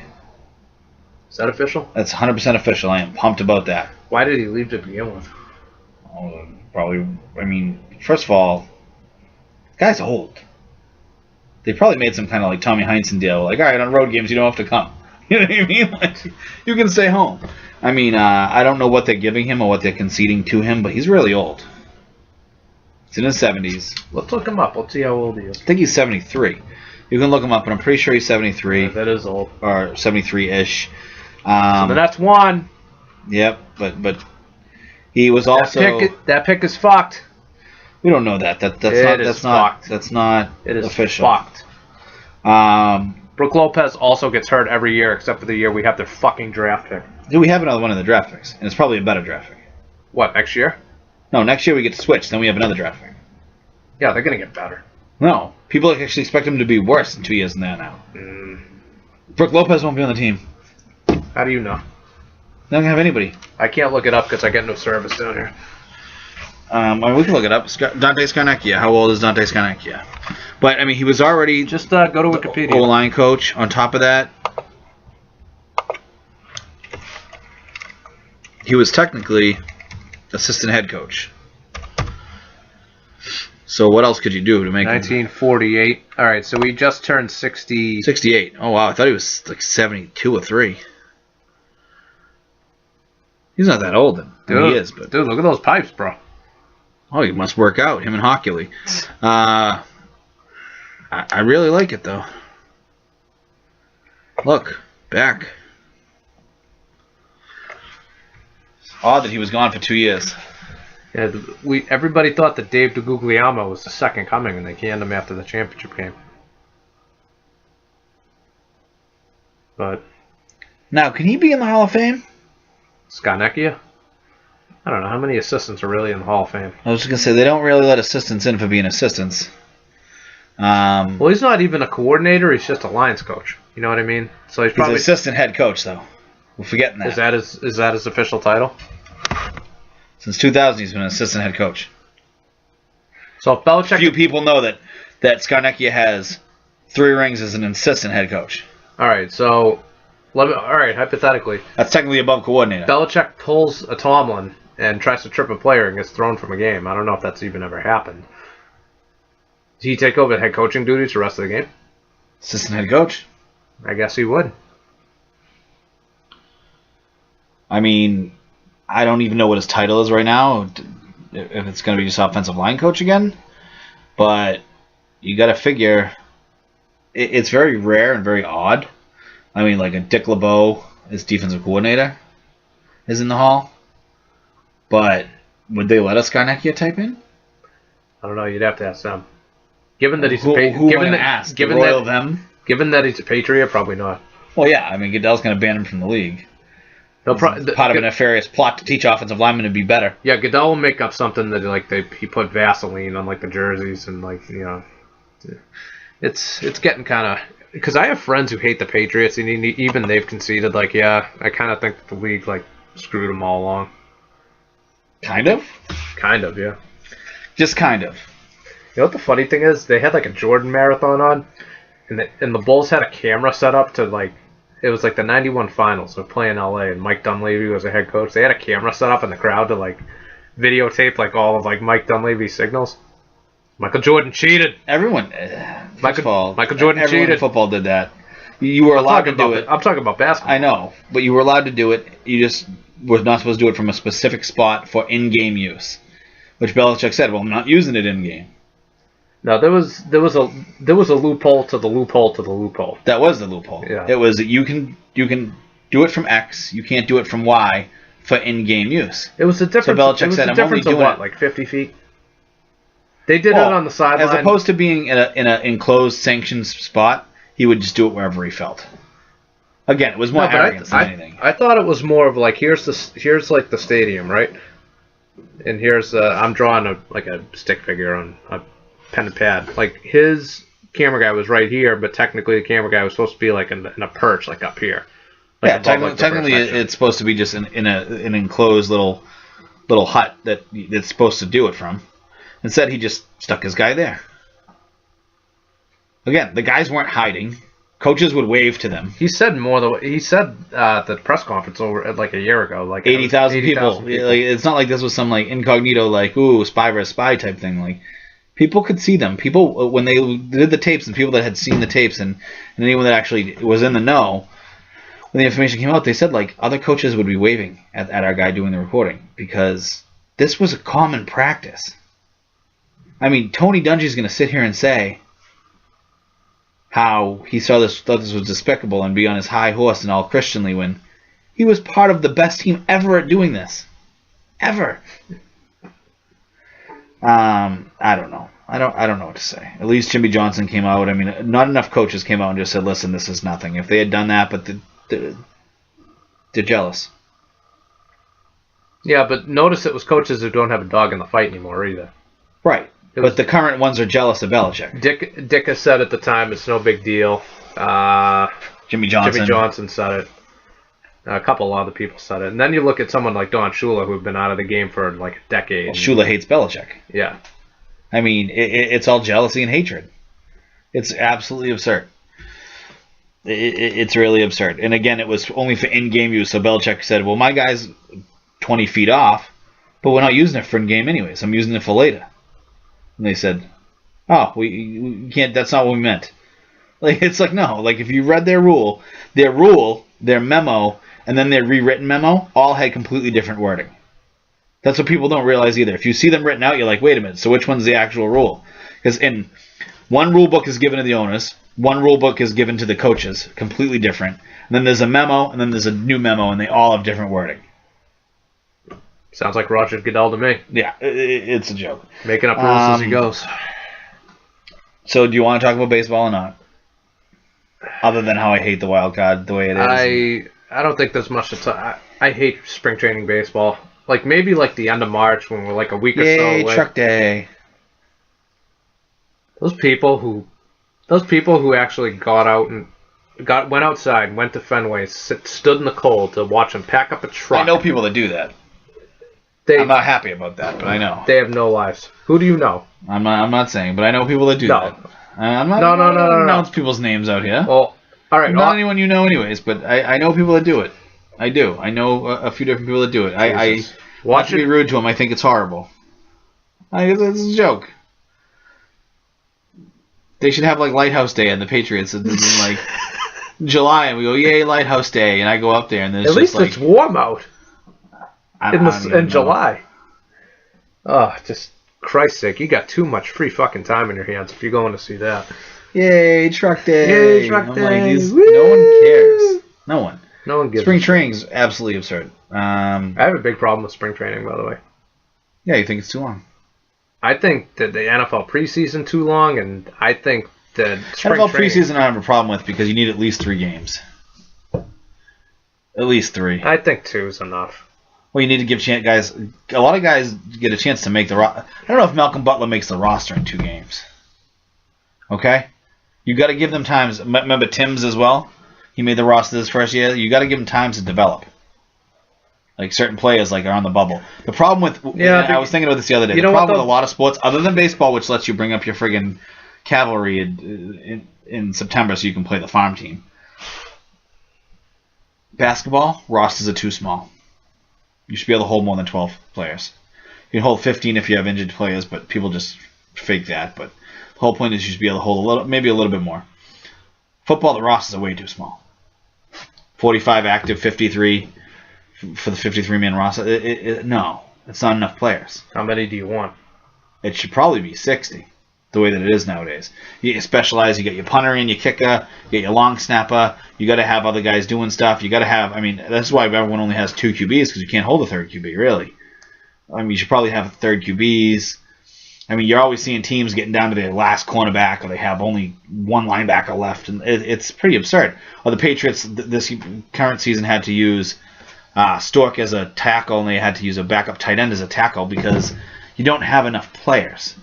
If you go through it and you count out how many players you can have, and realize how many positions are in football. This is why when people were mad about Gronk playing in the extra point team, I'm like, are you guys dumb?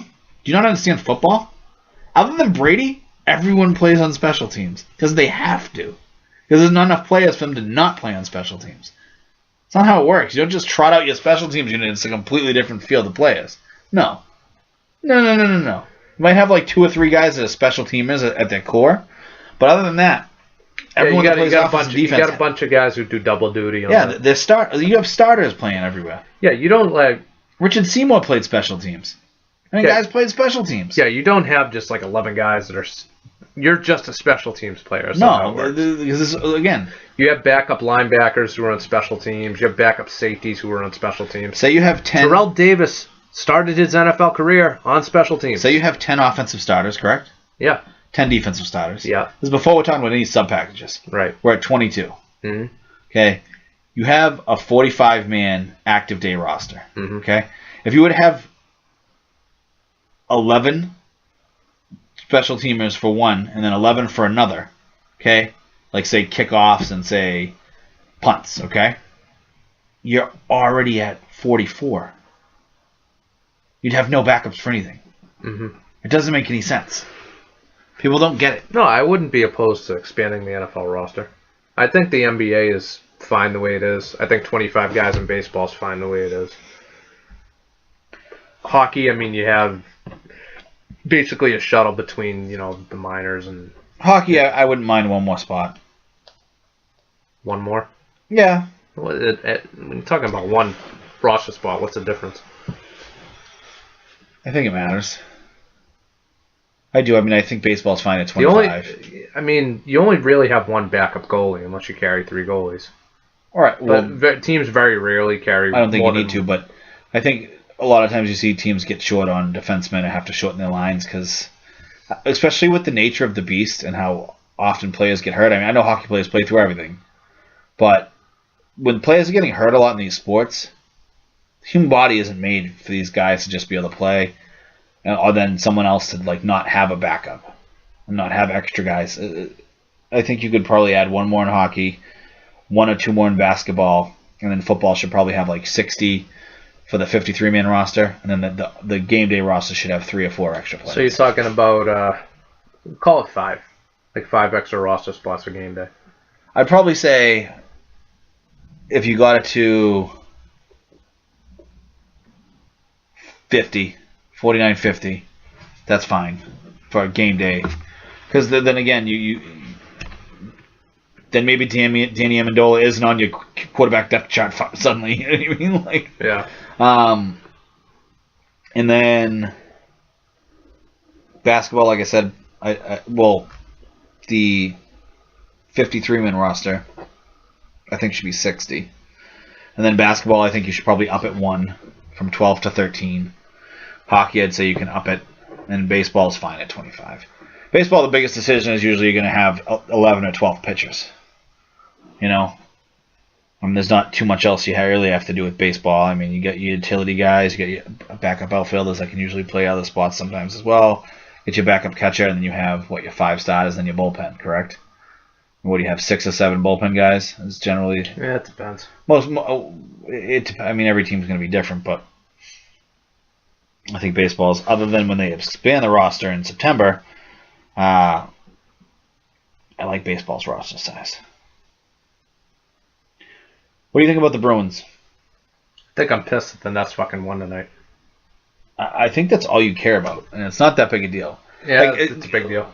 People, when the Nets win a game, Scotty gets depressed for 3 days. He's like, the Nets won. The Celtics are going to get a terrible pick, and we're going to be mediocre forever. I'm like, it's not going to happen, Scotty. You just let it play. Let it play out. We got 47 draft picks coming up. We got a decent roster. We got cap space. We got to see what happens. What if you get the 3rd pick, and you're all upset about getting the 3rd pick, and then he's the best player in the draft, and he's the next Michael Jordan? There's no Michael Jordans in this draft. But there's no Michael Jordans in any draft. I'm going to tell you the same thing that I'm telling everybody else. Let's say you get the 5th pick, right? And you get eight picks in this draft coming up.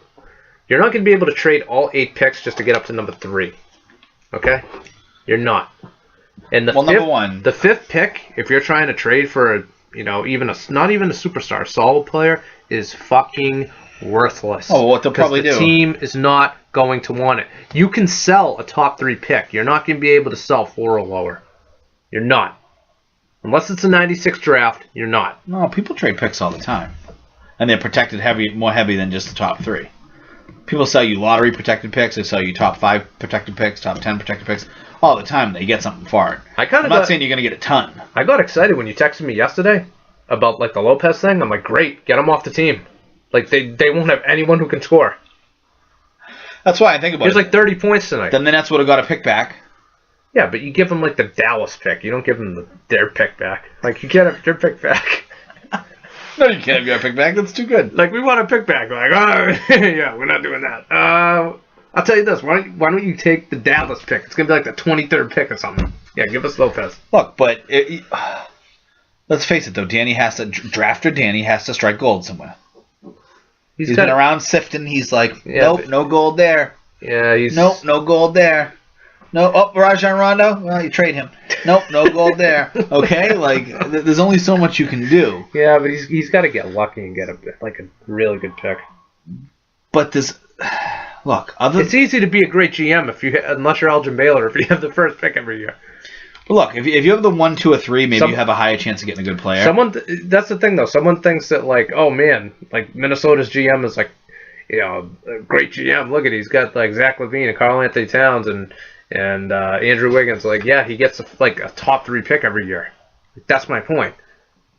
Well, maybe Danny should have been into a more blow-up rebuild mode instead of playing this mediocre middle of the... I mean, what's he trying to do? Sell seats or win championships? He hired Stevens about 2 years too early. He also built too good of a roster. He would have had... I think he was counting on the Nets being the worst team in basketball for like 3 years, and I'm not sure... Okay, why couldn't he have the Nets be the worst team in basketball and him be the second worst team in basketball? Okay? If you really want to tank, that's how you do it. I've been telling you for the Philly's doing it right. I've been telling you the last 2 years they should tank. I get that, but I'm sitting here and saying if that's what he wants to do, and that's what you think is that he's just waiting for these picks, if that's what you really think, that he's waiting for these picks, then he's playing it all wrong from the get. And that's on him.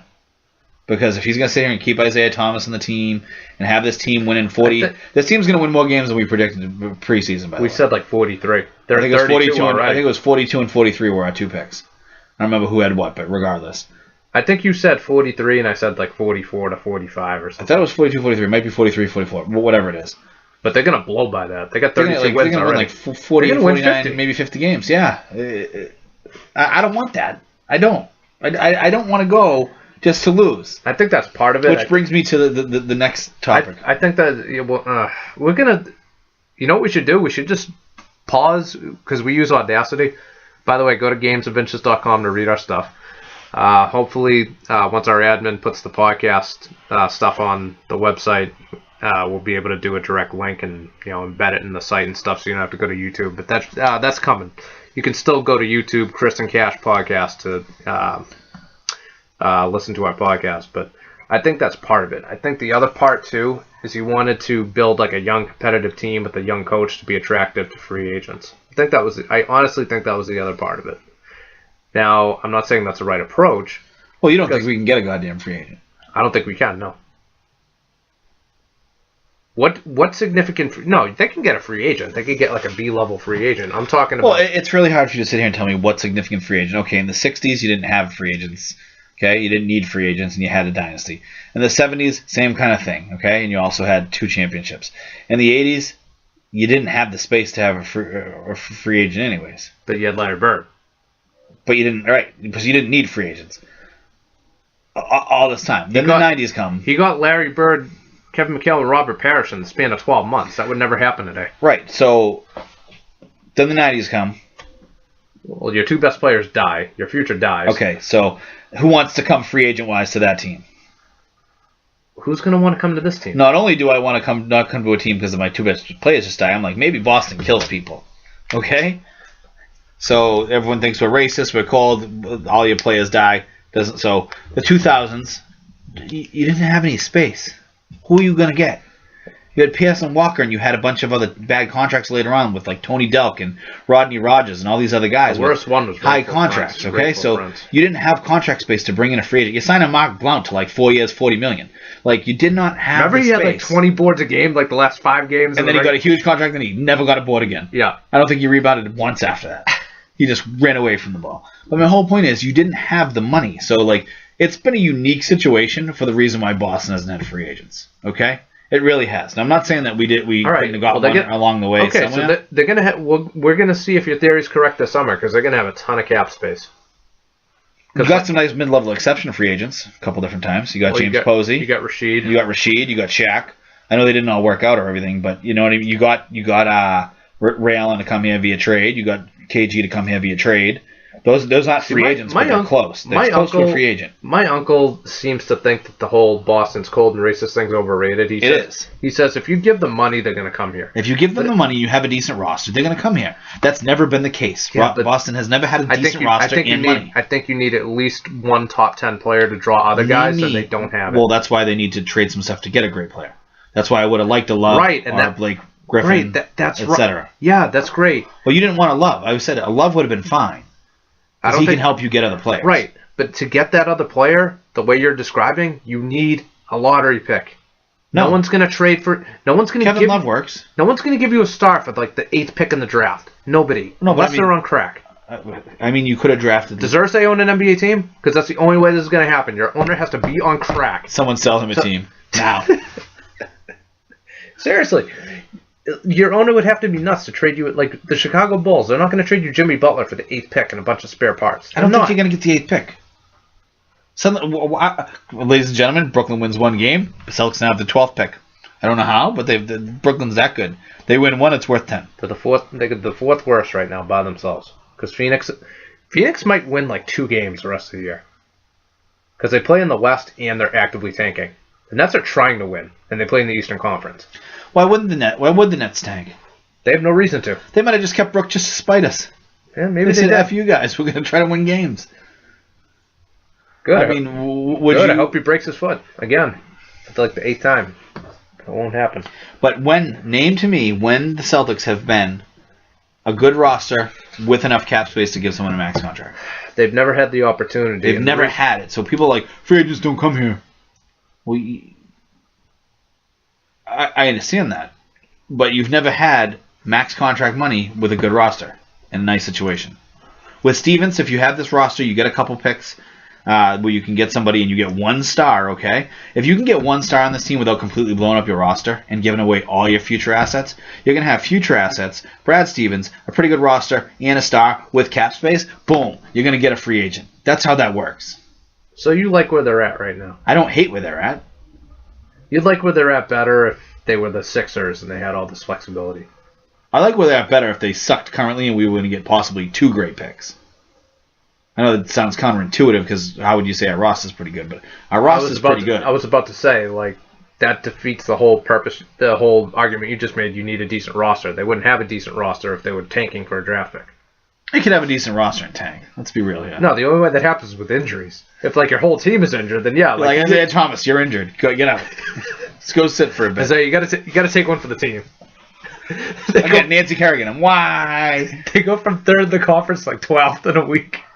They could too because the Eastern Conference is so like what people don't understand right now. The Celtics are 3rd in the conference, but they lose like 3 in a row. They're gonna be like not the conference. Yeah, they're out of playoffs. Well, that gets me to the other topic I was gonna jump to too, and this all ties in because it's similar. The Bruins. Suddenly, the Bruins are back to 2nd in the division. They're a playoff team again. Yeah, we're talking. Everyone's getting hot. Like not everyone, but people are getting hard on about them. We know. Like they're not doing anything, just like the Celtics not doing anything. What's the point? I mean, again, Marchand's a beast. I've been telling you he's a beast. He's awesome. He's had a very good year. What's he have? 28 goals already. I think something like that. He's gonna have 40. Yeah, he'll break 40. Yeah, he's gonna be close. Unless he completely falls off. But he's gonna be close. I mean, Chara looked bad the other night. I think you still blow that team up. Like I said last week, I think you should look into trade scenarios for Chara. But I feel like see if there are teams out there that he would waive his no trade clause to go to. Is he going to though? I mean, like I told you, I think once you tell someone they're going to be traded, they're like, fine. They're so insulted. Yeah. The modern athlete. But like I said last week, I think that not that Chara or KG were modern athletes, by the way. They're both kind of old school guys. But they could sell it to Zdeno in a way that, look, this team isn't going to win the next couple of years. You're almost 40 years old. Do you want a shot at another cup? Do you want one more run? You're not going to get that here. That's basically what they did with Ray Bourque. Granted, Ray Bourque didn't have a cup already. He was still chasing his first one. But Ray Bourque, he stays in Boston his whole career. He never wins a cup. Of course not. Oh, by the way, that in 2001 was the absolute low point in Boston sports. Even though, like, Ray won a cup, and I was very happy for him. I think everyone else was. We had a parade for Ray Bourque. He won a cup with another team. We had a parade for the Colorado Avalanche. That was pathetic. You realize that? That was pathetic. I think that was the That sport. would be like if Nomar won with a different team. We were like, "Yay, Dodgers!" Did we have one for like Rick Fox? Like when he won it, like you know what I mean? It was like ridiculous. Well, they we were didn't, a nemesis. We didn't have one for Roger Clemens, for the same reasons, or Wade Boggs, or any of those guys. But I think that was sports gods being like, "Wow, that was pathetic. We got to give these people a couple. Give this town a great decade." And then go right back to mediocrity. Seriously though, they're just like the Celtics in the fact that they're hovering better than they should be. I actually think the Celtics are in a little bit better position. I do too, but not by much. It's very similar. It's not that different in either sport. Considering, I mean, it's actually easier to rebuild in hockey than basketball, because when you mediocre in basketball, you can't rebuild. Basketball is the hardest sport to rebuild in. Because you need to suck and get that lucky guy. Which sport? No, it isn't. It isn't, because if you get that one guy, you're great. Hockey's the easiest, I would say. Baseball and football, I'm not sure which one is next. Because baseball, all you need is money and you're a contender. You can just go out and buy people. Well, then baseball's the easiest. I still think hockey might be easier. All you need is a good goaltender in hockey and you're a contender. You need a great goaltender, number one. Number two, you still need some good players. I mean, granted, there's no team absolutely bereft of talent that with a great goaltender and a couple added pieces, they wouldn't be pretty good. However, you still need, like, you don't just see a team with a great goaltender and then they have shit everywhere else and the goaltender's just in on his head every night and you're winning cups. That's not how that works. In baseball, there's no salary cap, so unless you have an owner like Peter Angelos who really doesn't get it, gives Chris Davis $150 million instead of signing starting pitchers. If you have a competent owner in baseball and you have a little bit of money, you're going to be in it. Football's weird because you really can go from sucking to awesome really quick, especially if you have a lot of draft pieces and if you get a quarterback. Well, right. That's what I was going to say. The thing is, you got to get a quarterback. But in basketball, even though it's the hardest in some respects, all you need to do is somehow win the best lottery and get like a LeBron, and you're golden. Assuming he doesn't take his talents to South Beach and then win 2 titles and come back. Oh, what a phony. Great player, but he's a phony. I have a love-hate relationship with LeBron. It's a love-hate, love-hate, love-hate, hate-hate, love-hate, love-hate. But Larry didn't have to take his talents to South Beach to win titles. That's all I'm going to say, folks. To be fair to LeBron didn't have the teams Larry had in Cleveland. Not that Larry had teams Whose fault is that? It's LeBron's, but it's also the people around him. Like, okay, let's keep him happy and bring in Mo Williams. It's like, no, why don't you figure out a way to actually be competent and build a roster around the best player in the game? Well, he basically runs the team anyway, so that's his fault. If I were him, I would never traded for Love. I told you that. I would have kept Wiggins. Yeah, right now that looks like such a disaster because Love doesn't fit on this team with how they play. That's obvious. Well, I don't know how Wiggins would have fit with LeBron, but that gives you a huge window. Yeah, but you don't think LeBron could play 1 through 5 for God's sake? He could probably play center, but he's not big enough. You don't think Wiggins could have played the 2? Well, Wiggins could have started at the 2 of his career and then moved to the 3 while LeBron moved to the 4. Well, that's what Paul Pierce did. Yeah, well, a lot of guys start lower. Like KG started at the 2. That was he was 19 though. Okay, started at the 2 and then he went to the 3, then he went to the 4. Played 5 here and there, but not at the end. He played 5. Not a ton. I mean, Tim Duncan really was a center, guys. I'm sorry, but we've had this conversation ad nauseum. When your coach says you're the center, and the tip-off says you're the center, and Basketball Reference says you're the center. Yeah, but a lot of that power, unless you're really an undersized power forward like a Barkley, if you're 6'9", 10 or higher, 6'9" still short. Really? Because Russell played center. He was 6'9.5", basically. People were shorter back then, though, and I'm not just saying everyone was 5'10" white guys. I'm trying to say people were legitimately a few inches shorter. 6'9" back then is 7 feet now. It's an equivalent height. But anyone under 6'10", 6'11", usually minimum, is not really a center. You know what though? How come Perk's 6'10", but he has the center body. How come everyone always alternates Duncan being a power forward in the center, but they don't do that with Garnett? They're basically the same height. KG, completely different game. Way different game. KG's much slighter man different game, was not a down low force that Duncan was. Completely different. Not that he couldn't play down low. Don't get me wrong. No, he had like a little bit of a dream shake, a little bit. He had like a mini dream shake. Who shot more from deep or longer range? Oh, Garnett. He was a much better perimeter shooter. Okay. Better free throw shooter. And what did Duncan do? He was the low post. Low post and then like his little mid range off the backboard. Yeah, a little bit baselines. So that's fine. Different guys, but one of them like even who they covered. Duncan would cover centers a lot. KG covered power forwards. KG didn't cover Shaq. KG didn't cover any of the centers. Duncan's would. Other than when Duncan had David Robinson, there was a situation where, okay, you have one 7-footer and then you have a 7'2" guy, and the 7'2" guy happens to be an even bigger monster, so we have to put them as twin towers. I mean, you could say the same thing with Elijah and Sampson, slightly different, but that's the only reason Duncan was a power forward. Duncan's on any other team other than a team with Shaq or a team with Ewing or a team with Hakeem or a team with Robinson. He's not a power forward. I mean, if Duncan played with Barkley or Duncan played with Karl Malone, what is he?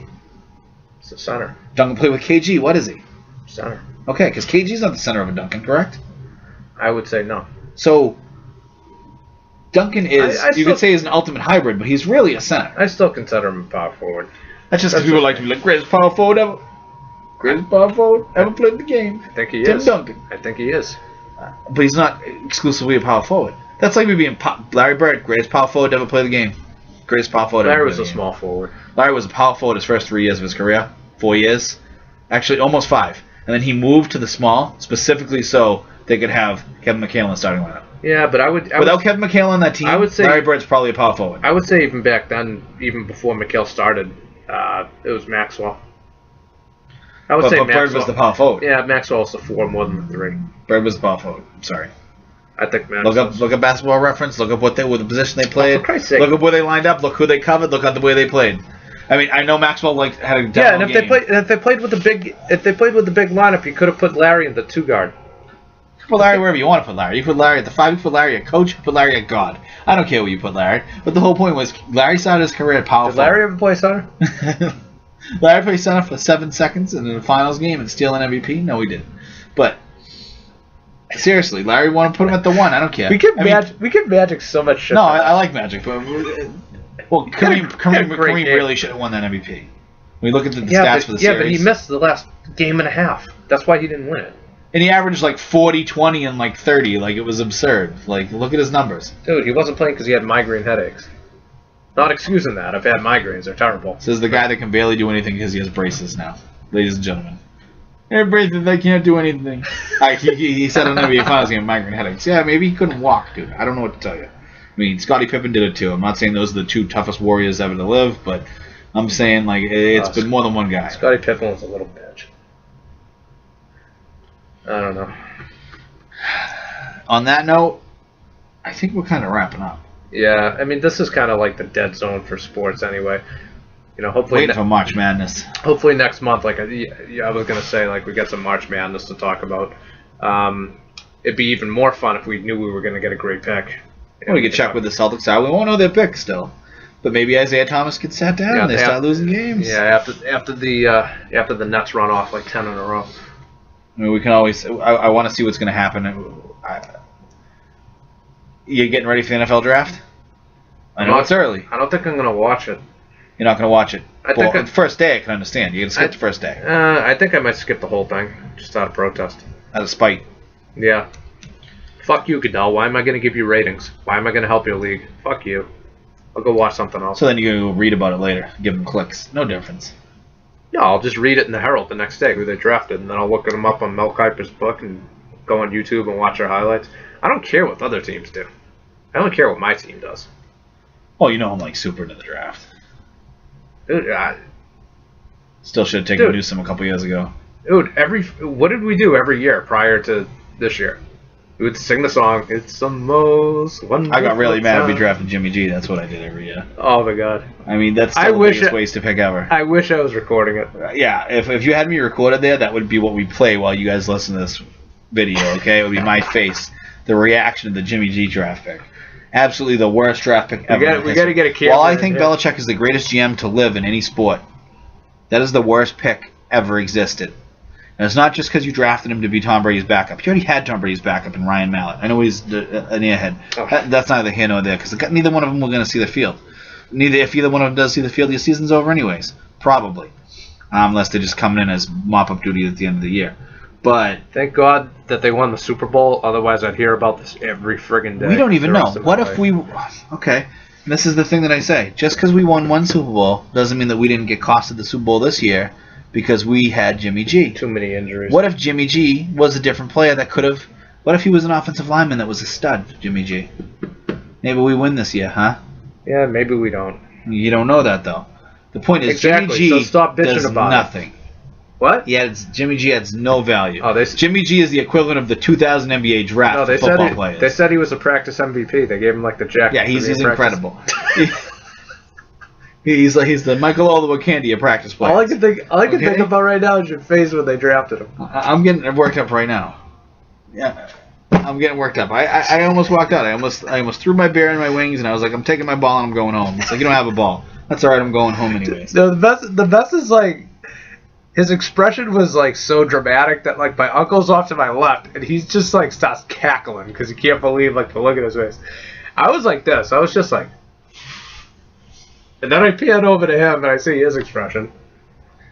I'm still befuddled. I'm still upset. I still don't love the pick, but I don't obsess over it like Chris does. But it's a second-round pick, Scotty. I understand that, but what are you going to do? Moving for more pieces. Do something. Trade it for a bona fide player. Do something. It's a second-round pick. What's done is done. But you know, if we go from Montana to Young or Favre to Rodgers, trade it to Danny Ainge for 3 picks. I don't know what you're going to do with it. Just don't draft Jimmy G. That's what Danny should do. He should trade that Ness pick for Garoppolo. Yeah, that's another thing. Jimmy G is not Rodgers. He's not Steve Young. He's not Andrew Luck. We don't know that yet. We don't know that yet. I do know that. I've looked at the kid's eyes. I've said, Aladdin, I'm sorry, there's no magic carpet here. Goat herder. Go ahead. You're going to be the goat herder. You are not the next Steve Young. You're not the next Andrew Luck. You're not saying that he is, but I'm not going to say that he isn't. I don't even know if he might not be Andy Dalton. How many Super Bowls would he need to win for you to concede that it was like the right choice? 5. Come on. If he won 2 Super Bowls as a starter, you'd still complain about it? Oh, no, I'd be fine. Okay. But was he like the reason they wanted it? They just win because, like, you know. No, significant. Tom Brady decided to play no, defensive back. No, it was awesome. No, significant impact on outcomes of the game is what I'm talking. Like carry them to 2 Super Bowls. Basically, do what Flacco did twice. Oh, then I wouldn't be that impressed. Oh, what? Well, Flacco had great teams. No. I'm saying you're consistently good, but what Flacco did in that playoff run, 11 touchdowns, no picks. If he did that twice. Well, Eli's done that twice. I don't look at Eli as like the outstanding. Hold on. I'm not. Eli's. It was both times. It was Eli's defense, and he just like kind of like closed his eyes and chucked it up, and it like found a guy's helmet. That second game, he actually deserved it. Yeah, but the first game he sucked. They should have picked him 5 times. Well, they should have called in the grasp 100 times. But I'm saying because Flacco was a beast in those 12 playoffs. Agreed. Yeah. He ripped our balls off. He had a great game in Denver. He ripped our balls off here, and then he threw all over San Fran. If Garoppolo had a run like that twice in his career, surrounded by pretty decent stats, I'd be okay with it. Okay. I'd still feel bad for Tommy B. Let's end on that. Happy thoughts from Tom Chris Brady, tonight. I love you. We're not talking about Brady right now. Yes, we are. Brady, just win your goddamn appeal. All right, we can't afford a 4-game suspension. Super Bowl. Brooke Lopez, I'm giving you the Maloik. You get hurt, goddammit. 5 rings, Super Bowl. Good night.